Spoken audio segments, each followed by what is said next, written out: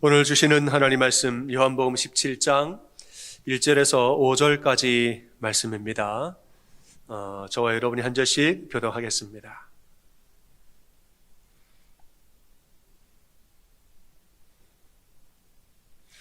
예수께서 이 말씀을 하시고 눈을 들어 하늘을 우러러 이르시되 아버지여 때가 이르렀사오니 아들을 영화롭게 하사 아들로 아버지를 영화롭게 하게 하옵소서. 아버지께서 아들에게 주신 모든 사람에게 영생을 주게 하시려고 만민을 다스리는 권세를 아들에게 주셨음이로소이다.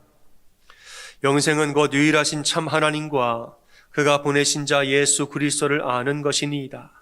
아버지께서 내게 하라고 주신 일을 내가 이루어 아버지를 이 세상에서 영화롭게 하였사오니 아버지여 창세전에 내가 아버지와 함께 가졌던 영화로서 지금도 아버지와 함께 나를 영화롭게 하옵소서. 아멘. 할렐루야. 아멘. 우리 서로 전우자로 인사하십니다. 참 잘 오셨습니다. 네, 여러분 주님의 이름으로 모두 환영합니다. 오늘은 요한복음 17장 말씀 함께 읽었습니다. 학자들 사이에서는 대제사장의 기도로 알려진 그런 본문입니다. 예수님이 잡히시던 밤에 겟셋마네 동산에서 기도하셨다고 그랬죠. 근데 이 기도는 겟셋마네 동산으로 가는 길에 그 동산으로 가는 중에 어디쯤에서 이제 눈을 들어 하늘을 바라보면서 하나님께 드린 기도다. 그래서 예수님이 동산으로 가시던 길에 드렸던 기도로 알려져 있습니다. 내용은 이러합니다. 1절에서 아버지여 때가 이르렀사오니 아들을 영화롭게 하사 아들로 아버지를 영화롭게 하게 하옵소서 이렇게 말했죠. 말하자면 하나님, 제가 하나님께 영광 돌릴 수 있도록 저에게 영광 주십시오. 이 기도예요. 제가 하나님을 영화롭게 하도록 저를 영화롭게 해주십시오. 이렇게 기도했다는 거지요. 2절과 3절에서는 영생에 대한 말씀을 하시죠. 모든 사람에게 영생을 주시려고, 영원한 생명을 주시려고 만민을 다스릴 권세를 저에게 주셨습니다. 유일하신 하나님과 그가 보내신 예수 그리스도를 아는 자에게 영생이 있나이다. 영생에 대한 이야기를 했다는 거죠. 이 말은 뭐냐? 본인의 사명을 말한 것입니다. 내 사명은 사람들에게 영원한 생명을 주시는 것이 나의 사명인 줄 제가 압니다. 이 말이에요. 이제 영광을 구하는 기도와 또 사명에 대한 기도를 이렇게 합해보면 뜻이 나옵니다. 이 기도는 하나님, 제가 사람들에게 영생을 주는 이 사명을 잘 감당하여서 하나님께 영광을 돌릴 수 있도록 저를 도와주십시오. 이런 기도예요. 특별히 겟셋마네 동산으로 가시는 그 중에 이 기도를 하셨다는 게 요한복음의 특징이죠. 마태, 마가, 누가복음 세 개의 복음서에서는 겟셋마네 동산에서 이 잔을 내게서 옮기시옵소서 이렇게 기도한 이 기도 내용만 나옵니다. 할 수만 있거든 이 잔을 내게서 옮기십시오. 이 죽음에 대한 두려움과 고뇌에 찬 예수님의 동산에서의 기도. 세 복음서에서는 이 동산에서의 기도가 나오지만 요한복음에서는 동산에서는 기도 안 나와요. 뭐냐? 동산으로 가는 중에 드린 기도가 먼저 나옵니다. 이 기도가 먼저예요. 기도의 내용이 뭡니까? 하나님, 제가 이 잔을 잘 감당할 수 있도록 나를 도와주십시오. 동산으로 가는 중에 이 잔을 내가 잘 감당할 수 있도록 나를 도와주시고 나에게 영광 주십시오. 기도한 후에 동산에 올라갔는데 또 두려움이 밀려오니까 그래도 잔을 옮기시면 안 되겠냐고 하지만 하나님 뜻대로 하시라고 기도한 거죠. 예수님 마음속에는 십자가에 대한 두려움도 있었지만 사실은 십자가를 잘 감당하여서 사람들에게 생명 주는 그런 사명 감당케 나를 도와주십시오. 이 마음이 예수님 마음에 먼저 있었던 거예요. 이 마음이 억지로 되어진 것이 아니라 원래 이 마음이 먼저 있었다는 겁니다. 오늘 이 말씀을 통해서 그리스도인들이 정말 우리가 구해야 할 영광이 무엇인가 그 말씀을 좀 나누고자 합니다. 그리스도인 뜻은 뭡니까? 그리스도를 따르는 사람들 그리스도인이죠. 그리스도인이란 이 말 자체가 예수님을 구주로 영접하고 예수님을 따라 사는 사람들, 그 사람들이 그리스도입니다. 그래서 예수님은 사명 감당하는 영광을 구하셨으니까 그리스도인들도 사명 감당하는 영광을 구해야 되는 거예요. 그 사명이 뭐냐? 생명을 살리는 일이었다는 말이에요. 예수님을 이렇게 생각을 해보면 인간적으로는 예수님을 좀 불쌍하게 볼 수도 있겠습니다. 말하자면 저게 한참 꽃필 나이에 돌아가셨고 30대 초반에 뭐 이렇게 제대로 3년간 사역하시다가 그냥 돌아가셔 버렸고, 또 돌아가실 때에는 사형 판결을 받은 거 아닙니까? 죄명을 가지고 사형수라는 판결을 받아서 그렇게 고통스럽고 그렇게 수치스럽다는 십자가 달려서 돌아가시고, 뭐 살아계시는 동안 뭐 풍부하게 뭘 누리셨느냐? 그런 것도 아니에요. 가난하게 없이 사시다가 부족하게 사시다가 고생만 하시고 그냥 돌아가셨단 말이죠. 인간적으로 보면 예수님 딱하게 보입니다. 그런데 사명에 관해서 예수님을 바라보면 예수님은 다 이런 분입니다. 사명이라는 관점으로 예수님 바라보면 예수님은 다 이런 분이라는 거예요. 사명을 위해서 죽기까지 순종하셨고 또 십자가의 죽으심으로 모든 사람들에게 생명의 길을 열어주시고 본인은 돌아가셨는데 얼마나 열심히 사명 감당하셨는지 마지막에 돌아가시기 직전에 하신 말씀이 뭐죠? 다 이루었다. 이루고 돌아가셨어요. 사명에 관해서는 나는 원도 없고 한도 없고 다 했다는 거예요. 다 이루었다 하고 예수님은 돌아가셨습니다. 그러니까 사명으로 보자면 예수님은 부정함이 없는 다 이룬 인생이요 완전히 성공한 인생이라, 이렇게 예수님을 볼 수가 있는 겁니다. 여러분, 사명을 감당한 사람은 다 이룬, 내가 할 일을 다 이루고 내 몸은 다 없어져도 끝입니까? 그렇지 않습니다. 사명 감당한 자는 하나님이 반드시 그를 높이시는 줄로 여러분 믿으시기 바랍니다. 그렇게 귀한 자를 하나님 내버려 두지는 않습니다. 하나님 그를 높이시고 하나님 인정하시고 그게 다 하나님 허락하신 것이에요. 빌립보서 2장 9절 말씀에 하나님이 그를 지극히 높이사 모든 이름 위에 뛰어난 이름을 주셨다라고 말하죠. 모든 사람이 그의 이름 앞에 무릎을 꿇고 절한다고 말을 하고 있습니다. 예수님 부활하게 하시고 예수님 높은 이름을 주시자 그를 정말 높이셨다는 말이에요. 여러분, 우리는 사명이라는 관점에서 예수님 바라봐야 하고 또 그리스도인 자체로서도 사명이라는 관점으로 우리의 인생을 바라봐야 한다는 겁니다. 윤동주 시인은 참 유명한 그 십자가라는 시가 있죠. 십자가라는 시에서 윤동주는 예수님을 이렇게 표현했습니다. 괴로웠던 사나이 행복한 예수 그리스도, 이렇게 말을 합니다. 참 이해가 안 되죠? 괴로웠던 사나이인데 행복한 예수 그리스도래요. 아니, 괴로우면서 행복합니까, 여러분? 이건 여러분 사명의 관점으로 볼 필요가 있습니다. 인간적으로 보자면 괴로운 인생이죠. 인간적으로 보면 굉장히 고생을 많이 하고 괴로웠던 사나이예요. 하지만 사명의 관점으로 보면 행복했던 예수 그리스도라고 말하고 있는 겁니다. 여러분, 인생의 목적이 무엇입니까? 여러분의 인생의 목적은 뭡니까? 여러분 무엇을 위해서 사시고 지금 어디를 향해서 나아가고 있습니까? 여러분 어디를 향해서 그렇게 열심히 달려가고 있습니까? 우리가 열심히 사는 것도 좋고 열심히 달려가는 것도 좋아요. 다 좋은데 적어도 어디를 향해서 달려가는지 방향은 알고 살아야 되는 것이 아닙니까? 열심히 사는 거 좋고 열심히 뛰어가는 거 좋은데 내가 어디를 향해서 뛰어가는지를 알고 뛰어가야 할 것 아닙니까? 그런 의미에서 인생의 방향을 아는 것은 굉장히 중요한 일이에요. 그래서 이제 이런 설교를 하면은 마음속에 인생의 방향, 인생의 목적, 삶의 목적, 갑자기 졸리기 시작한다.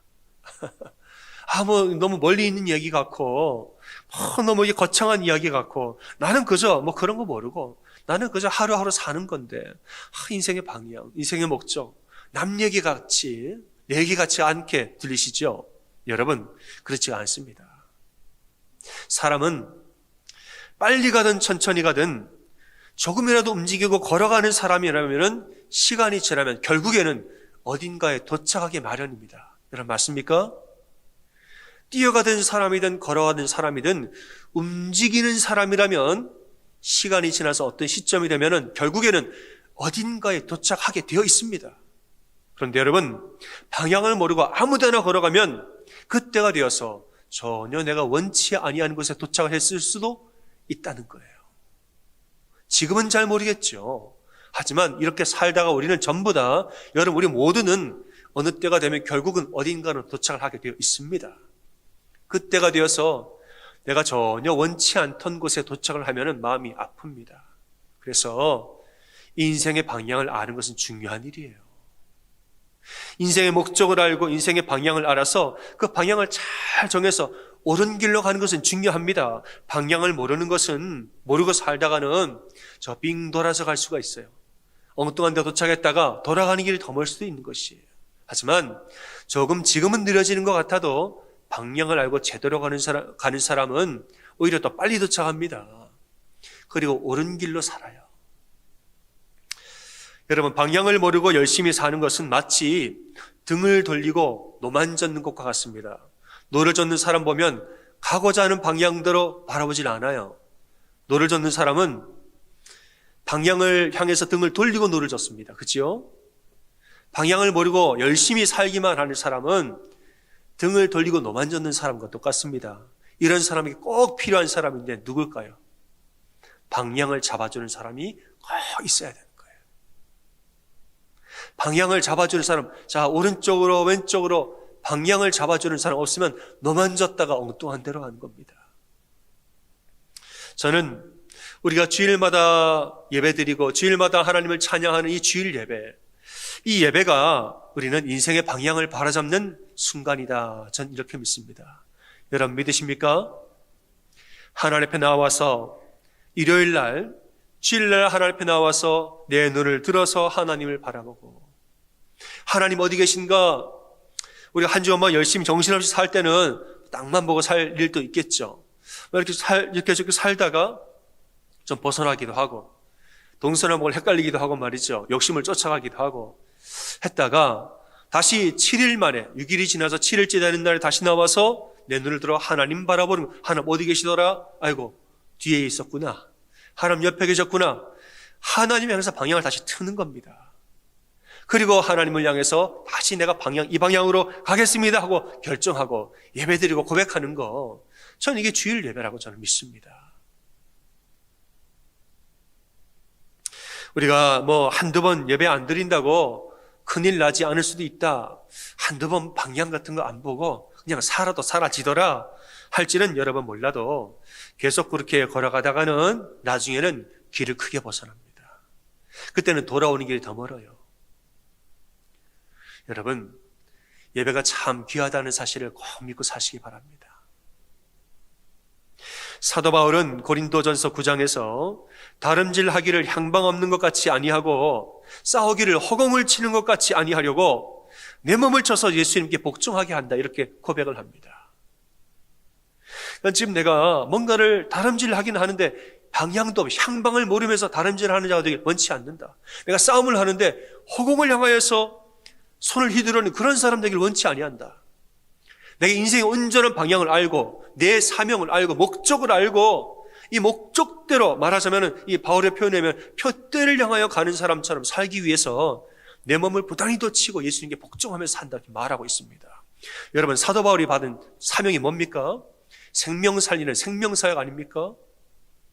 바울이 말하기를, 내 스스로 고백하기를, 내 인생의 목적이 뭔가? 나는 무엇을 해서 살아야 하는가? 내가 고생도 하고 두들겨 맞고 죽음 위험도 처하는데 내가 왜 이걸 해야 되는가? 사명을 잊지 않으려고. 그래, 내가 생명 살리려고 이거 하는 거지. 예수님 맡기신 그 사명, 생명 살리려고 내 이 고생도 하는 거지. 이 사명 없으면 고생스러운 건 안 합니다. 사명을 기억하면 고생스러워도 하죠. 그러니까 이 사명을 잃어버리지 않으려고, 인생의 방향과 목적을 잃어버리지 않으려고 내 몸을 쳐서 예수님께 나를 복종하게 한다라고 말하고 있습니다.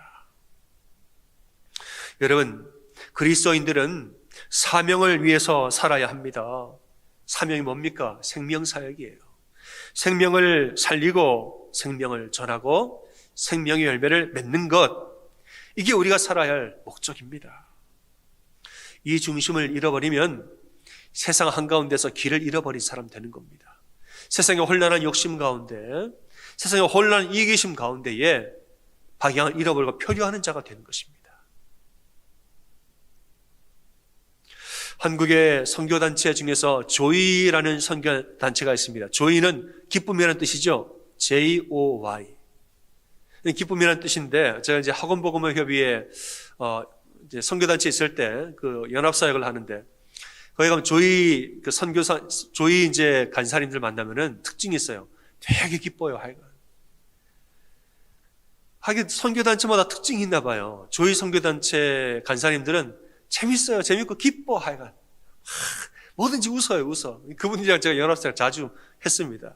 이제 이분들이 조이 선교단체 비전을 조이 스피릿이라고 말해요. 조이 스피릿. 이게 뭔지 말씀드릴게요. 조이, J-O-Y를 순서대로 말하면 됩니다. J, Jesus first. O, other second. Y, you third. 그러니까는 예수님을 첫째로, 다른 사람을 둘째로, 나 자신은 셋째로. 이렇게 우선순위를 두는 인생에는 참 기쁨이 있다. 참 조이가 있다. 이게 본인들이 말하는 조이 스피릿이래요. 저는 이 얘기를 듣고 기가 막히다. 정말 그리스도인다운 사명이고 정말 아름다운 비전이다 말했습니다. 예수님을 첫째로, 다른 이웃과 사람들을 둘째로, 나 자신은 셋째로. 이게 그리스도인들이 살아가야 할 이 삶의 모습이 아닙니까? 그런데 아쉽게도 대부분의 그리스도인은 어떻게 사는지 아십니까? 아쉽게도 대부분의 그리스도인은 정반대로 살아요. 이거 거꾸로 하시면 돼요. 뭡니까? 나 자신을 첫째로, 사람들을 둘째로, 예수님을 셋째로. 사람들이 이렇게 산다는 거예요. 그리스도인들이. 이 인생에 참다운 기쁨이 있겠느냐라는 질문을 하는 것입니다. 이재철 목사님의 설교 중에서 옛날 화폐를 수집하는 성도에 대한 이야기를 하시는 말씀이 나옵니다. 여러분 옛날 화폐 아시죠? 조선시대 화폐 이런 옛날 돈, 그걸 수집하는 분이 있는데 이분이 수집하는 화폐의 출처는 대부분 무덤이라는 거예요. 그 옛날 돈이 어디 있겠습니까? 대부분은 다 무덤에서 나오는데 옛날에는 이제 사람이 죽으면 그 관 속에다가 저승 가는데 편히 가라고 노잣돈을 넣어줬습니다. 그 옛날 화폐. 시체 옆에다가 노잣돈을 넣어줬다는 거예요. 그런데 세월이 지나니까 도굴꾼들이 무덤을 파헤치고 관뚜껑을 열어서 그 돈을 훔쳐오면 이걸 이제 골동품 상들이 받아서 수집하는 사람에게 판다는 거예요. 근데 어느 날 이 성도님이 가만히 기도하면서 말씀을 보다가 마음에 그런 마음이 딱 들었습니다. 내가 지금 뭐 하나 이런 마음이 들었다는 거예요. 왜냐하면 이 옛날 돈이라는 걸 가만히 묵상을 해보니까 저승에 편히 가라라면서 몸 옆에다 돈을 넣어줬는데 그 몸은 아무리 세월이 지나도 한 발짝도 못 나가고 썩어지고 정작 그 돈 때문에 무덤은 파헤쳐지고 관뚜껑이 열려지는 수치를 당한다는 것이에요. 저승 가는 길 편히 가라고 내 허리 옆에다가 노잣돈을 넣어줬는데 이 몸은 한 발짝도 못 나가고 썩어졌는데 오히려 이 돈 때문에 무덤이 파헤쳐지고 관뚜껑이 열리고 수치를 당한다는 것이에요. 이걸 가만히 생각하다가 그래, 아무리 많은 돈이 있어도 저승 가는 데는 아무 소용이 없구나. 아무리 많은 재물과 부와 명예도 하늘나라 갈 때 아무런 영향도 우리를 구원해 줄 수가 없는 거구나. 이 마음이 들었다는 거예요. 그 이후로는 화폐 수집을 그만두었답니다. 여러분, 그리스도인들은 이 땅의 보물이 아니라 하늘의 보물을 위해서 사는 사람인 줄을 믿으시길 바랍니다. 우리는 보물을 이 땅에 쌓아두고 보물 창고를 짓고 이렇게 사는 게 우리 목적이 아니에요. 우리는 하늘의 보화를 쌓기를 소원하고 사는 사람, 이게 우리의 사명이, 우리의 삶의 목적이 되는 사람이지요. 마태복음 16장 19절 이하에서 예수님은 너희를 위하여 보물을 땅에 쌓아두지 말고 하늘에 쌓아두라. 내 보물이 있는 곳에 내 마음도 있느니라 라고 말하셨습니다. 그러면서 말씀하기를 눈은 몸의 등불이니 내 눈이 성하면 온몸이 밝을 것이요 내 눈이 나쁘면 온몸이 어두울 것이라 이렇게 말합니다. 여기서 말하는 눈은 뭐냐? 세상을 바라보는 세계관을 말하는 것이에요. 여러분, 세계관이라는 것은 내가 세상을 바라보는 관점을 이야기합니다. 어떤 관점으로 세상을 바라볼 것인가, 이게 우리의 눈을 의미하는 거예요. 세상을 바라볼 때 믿음의 눈으로, 믿음의 관점으로 세상을 바라보면은 우리의 삶이 밝아질 것이요. 재물의 관점으로 세상을 바라보면 우리 몸이 어두워질 것이요. 이 말입니다. 이 우리 세상을 바라보는 이 관점이 온전해지면 우리의 온 인생이 성할 것이고 밝아집니다. 하지만은 재물의 눈이 어두워서 재물의 눈으로 말하는 모든 것이 재물로 보여지고 명예와 부와 재물 이런 것으로 세상을 바라보면은 우리의 점점 인생이 힘들어지고 어두워진다는 거예요. 초조해지고 불안해지고 욕심을 버리지를 못하는 이런 인생이 되어진다는 것입니다. 그러면서 말씀하기를 사람이 두 주인을 섬기지 못할 것이니 너희가 하나님과 재물을 겸하여 섬기지 못하리라 말씀했습니다. 전 이 말씀 놀라운 말씀이라고 생각합니다. 왜냐? 하나님과 재물을 뭐라고 말하죠? 두 주인이라고 말합니다. 여러분, 하나님과 재물이 어떻게 동등성산에 있을 수 있습니까? 예수님은 재물에다가 인격을 부여해서, 재물은 물건인데 그냥 종이고 그냥 사물이 물건인데 재물의 인격을 부여해서 주인이라고 높여서 이야기를 하죠. 더군다나 하나님과 재물 거의 동일선상에서 두 주인이라고 말했다는 거예요. 실제로 돈이 주인의 능력을 가진 것은 아닌데 사람들이 자기 욕심에 따라서 재물을 주인의 위치로 올려서 생각한다는 거예요. 이 말이 무슨 말이냐? 그만큼 사람에게는 재물의 유혹이 강하다는 겁니다. 그만큼 사람에게는 재물의 유혹이 굉장히 강한 거예요. 우리가 생각할 때 나는 하나님 더 사랑한다. 나는 재물은 황금을 보기를, 어느 장군님의 말처럼 황금을 보기를 나는 돌처럼 한다. 나는 괜찮다. 나는 상관없는 사람이다. 여러분, 자만하지 마세요. 아차 하는 순간에 재물의 유혹에 넘어가는 건 한순간입니다. 어느 순간에 나는 괜찮아 하다가 아차 하는 순간 재물에 눈이 멀고 재물이 내 마음에 들어와서 내 인생의 방향을 완전히 흐트러 놓는 거예요. 그만큼 재물에 대한 유혹은 큰 겁니다. 사업을 하는 성도님이 있었습니다. 이분이 믿음이 참 좋고 아주 신실한 분이어서 이제 어렸을 때부터 주의 일이라 하면 아주 열심히 감당하는 이런 분이었습니다. 근데 결혼을 하고 아이를 낳고 사업을 시작했는데 하나님이 복을 주사 사업이 번창을 했습니다. 번창을 하니까 점점 바빠졌겠죠. 이제 열심히 이렇게 사업을 하고 있는데 점점점 바빠지면서 이상하게 점점점 주의 일을 멀리하게 됐습니다. 사업하느라고. 어느 순간부터 이분이 이제 입버릇처럼 하는 말이 생겼어요. 버릇처럼 하는 말이 생겼는데 뭐냐? 바빠 죽겠는데 이 말이 입에 붙었습니다. 말을 할 때 맨날 바빠 죽겠는데 이 말하는 버릇이 생겼다는 거예요. 한창 이제 직장에서 일을 하는데 아내가 자꾸 전화를 해요. 그러면 뭐라고 그래요? 바빠 죽겠는데 자꾸 전화를 해. 이러는 거죠. 또 일을 하는 자꾸 잡상인이 들어옵니다. 그러면 막 뭐라고 그래요? 바빠 죽겠는데 왜 자꾸 들어와서 영업 방해를 합니까? 집에 가서 애들이 놀아달라고 그래. 아빠 좀 놀아주세요. 그러면 아빠가 바빠 죽겠는데 지금 내가 언제 놀 시간이 있느냐고. 말할 때마다 자꾸 입버릇처럼 바빠 죽겠는데. 이게 입버릇이 된 거예요. 어느 날 사업 때문에 회의가 잡혔는데 주일 예배 시간이 딱 겹쳤습니다. 주일 예배 시간이 회의 시간이 된 거예요. 근데 이분이 아무 고민 없이 주일 하루 빠지지 회의를 가려고 밖으로 나가는데 아내가 이분의 팔을 붙들었습니다. 여보, 어디 가요? 주일날 주일 예배를 드려야지 지금 어디 가는 거예요? 이러면은 예수님이 기뻐하시겠어요? 이렇게 말했어요. 예수님 자가 나오니까 이분이 갑자기 화가 확 났습니다.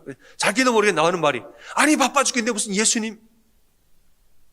까지 말하다가 입을 딱 막았다는 거예요. 자기도 모르는 사이에 바빠 죽겠는데 무슨 예수님? 하다가 순간 자기도 아차 한 거예요. 그리고 입을 딱 막고 가만히 갑자기 자기를 돌아보게 됐다는 거. 아이고 내가 어떻게 예수님한테 아무리 그래도 그렇지 어떻게 내가 예수님한테 이렇게 말하지? 내가 믿음이 있는 사람인데 내가 어쩌다가 이런 말을 하는 사람이 되었나? 아차 하면서 자기를 돌아봤다는 거예요. 이 참 믿음이 좋은 분인데 그냥 열심히 살고 바쁘게 사느라고 조금만 더 조금만 더 하고 이렇게 살다 보니까 어느새 하나님이 아니라 재물을 섬기게 된 겁니다. 재물을 섬기니까 눈이 어두워져 가지고 모든 것이 다 그렇게 보여지는 거예요. 그리고 자기의 주변을 가만히 돌아봤더니 다 어두워져 있더라는 거예요. 어느새 재물이 내 삶의 중심에 들어와 있고 내 마음의 중심에 자리를 잡아버렸다는 거예요. 예수님보다 재물이 먼저예요. 가정에서도 모든 질서가 재물 중심, 아버지 일하는 거 중심, 자녀들 아내 다 아니에요. 돈 버는 거 중심. 완전히 그렇게 다 가정이 질서가 이렇게 잡혀버린 거예요. 그리고 정말 우리 모두를 돌아봤더니 행복하지 않더라는 거예요. 불행하더라는 것이죠. 마음의 여유가 없고 이상하게 불안하고 자꾸 초조하고 이거 이번에 안 잡으면 큰일 날 것 같고 욕심을 다스리고 절제하지 못하게 된 거예요. 이 주일날의 이 사건을 계기로 이분이 신앙생활을 다시 돌아보고 다시 예수님 앞에 마음을 드렸다는 이야기가 있습니다. 여러분, 우리의 인생의 주인은 오직 하나님 한 분밖에 없음을 믿으시길 바랍니다. 하나님을 중심에 두고 하나님 중심으로 모든 질서가 잡혀야 그래야 진짜 행복한 것이고 그리 우리 인생이 밝아지는 거예요. 우리의 인생을 재물의 눈이 아니라 믿음의 눈으로 바라볼 수 있어야 되는 거예요. 그래야 우리의 눈이 밝아지고 인생도 밝아지는 것입니다. 사람들의 눈이 어두워지는 이유를 가만히 보면 대부분은 염려 때문에 그렇습니다. 염려가 많아요. 이건 이번 달에는 어떻게 하고 다음 달엔 뭘 어떻게 해야 되나. 염려가 많아요. 대부분은 무엇을 먹을까, 무엇을 마실까, 무엇을 입을까, 이 염려가 너무 많기 때문에 욕심이 많은 염려도 같이 늘어나는 겁니다. 그러니까 눈이 어두워져서 예수님 제대로 못 보는 겁니다. 예수님 뭐라고 말씀하시지요? 무엇을 먹을까, 무엇을 마실까 염려하지 마라. 목숨이 음식보다 중요하지 아니하냐라고 말했습니다. 여기서 말하는 목숨은 뭐냐? 우리 영혼을 말하는 것이에요. 너희의 영혼이 음식보다 중요하지 아니하냐. 여러분, 사람이 영혼이 망가지면 다 쓸모없습니다. 우리의 영혼이 망가지면 돈도 필요 없고 재물도 명예도 부와 무엇도 아무것도 필요 없어요. 영혼이 망가지면 내가 있는 것으로 악의 도구를 씁니다. 영혼이 망가진 사람이 재물을 들고 있으면 그 재물이 악한 데 씁니다. 사람의 영혼은 너무나 중요한데 먹고 사는 문제를 너무 쫓아가다 영혼이 망가지는 줄도 모르고 그렇게 살지 말라는 겁니다. 이어서 말씀하십니다. 공중의 새를 보라. 심지도 않고 거두지도 않는데 하늘 아버지께서 기르시는구나. 너희는 이것 때보다 더 귀하지 아니하냐? 또 말씀합니다. 오늘 있다가 내일 아궁이에 던져지는 들풀도 하나님이 입히시거늘 하물며 너희일까 보냐 믿음이 작은 자들아. 그런즉 너희는 먼저 그의 나라와 그의 의를 구하라. 그리하면 이 모든 것을 너희에게 어떻게 하십니까? 더하시리라. 아멘. 먼저 하나님을 구하고 먼저 믿음의 눈을 들어서 바라보면 이 모든 것은 하나님이 더하시는 줄 왜 모르냐는 거예요. 하나님은 우리에게 복 주시길 원하는 분이심을 여러분 믿으십니까? 우리에게 복 주시는 것이 하나님 뜻이에요. 하나님 기뻐하시는 일입니다. 하나님 모든 것을 가능하신 분이라 하나님만 바라보고 사는 사람, 하나님께 온전히 기대어서 하나님 앞에 나아가는 사람, 하나님 그 길을 열어주시고 반드시 인도하시고 복을 주시는 줄 우리 믿습니다. 이걸 모르고 하나님 떠나서 나 혼자 뭘 먹을까 뭘 입을까 염려하느라고 영혼이 망가지고 멀어지는 것도 모르고 내 눈이 어두워지는 것도 모르고 질서가 망가지는 것도 모르고 살지 말라는 거예요. 사랑하는 여러분, 하나님은 여러분을 진심으로 사랑하십니다. 아멘. 하나님 여러분 진심으로 사랑함으로 우리가 하나님께 진심으로 나아갈 때 하나님 반드시 모든 것을 더하여 주십니다. 사실 믿으세요. 믿지 않으면 불안해서 염려가 되어가지고 자꾸 쫓아가는 거예요. 하지만 하나님을 믿는 마음이 우리에게 있다면, 하나님 중심으로 살길 원하는 마음이 있다면 우리의 눈이 밝아져서 모든 것이 분별되어지고 무엇을 중심으로 살아야 하는지 우선순위가 세워지고 그렇게 살아가는 거예요. 그럴 때 진정한 기쁨과 행복이 우리의 삶에 있는 것입니다. 여러분, 교회도 다 마찬가지입니다. 교회의 이 존재의 목적이 무엇입니까? 생명을 살리고 생명을 전하고 생명의 열매를 맺는 거, 이게 교회의 존재 목적 아닙니까? 가장 먼저는 여러분의 생명이 살아내야 됩니다. 우리 교회가 왜 존재합니까? 여러분의 생명 살리려고 존재하는 거예요. 여러분 믿으십니까? 여러분의 생명을 살리려고, 여러분의 영혼을 구원하려고, 여러분의 인생의 방향을 바로잡아 주려고 우리 교회가 그래서 존재하는 거예요. 또 두 번째는 뭐냐? 여러분을 하여금 그 생명을 다른 사람들에게도 전하도록 돕기 위하여서 교회가 있는 거예요.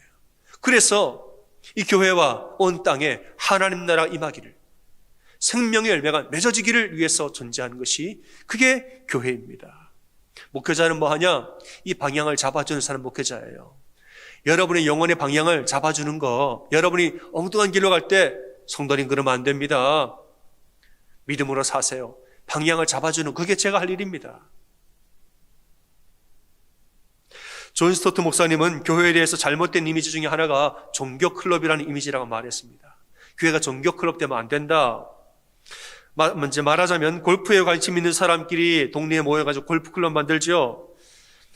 그래가지고 이제 종교에 있는 사람끼리 모여가지고 종교 클럽 만드는 거, 그렇게 되면 안 된다는 거예요. 거기서 회비를 내가지고 거둔 회비로 회원들끼리 그냥 잘 재밌게 먹고 살고, 교회가 그렇게 되면 안 된다는 거예요. 교회는 종교 클럽이 아니고 마을회관도 아닙니다. 교회는 생명을 살리고 생명을 전하고 생명의 열매를 맺는 공동체입니다. 이 사명을 우선순위에 두면은, 이 사명을 우선순위에 둘 때 교회의 눈이 밝아지고 교회가 건강해집니다. 이 사명을 놓치면 향방을 잃고 나아가는 사람 되어서 교회의 눈이 어두워지고 온갖 어려움과 온갖 혼돈과 위기가 교회에 온 것입니다. 사랑하는 여러분, 우리 교회가 생명사역을 감당하는 교회가 되기를 기도합니다. 우리 성도님들이 신앙의 우선순위를 바로 세워서 여러분의 눈도 밝아지고 여러분의 인생의 질서가 바로잡히는 그런 우리가 되기를 기도합니다. 이것이 우리가 구해야 할 영광이라는 거예요. 예수님은 생명을 살리는 영광을 나에게 주시옵소서, 그래서 아버지께 영광을 돌리게 하소서라고 기도했는데, 이 기도가 우리 기도가 되어야 됩니다.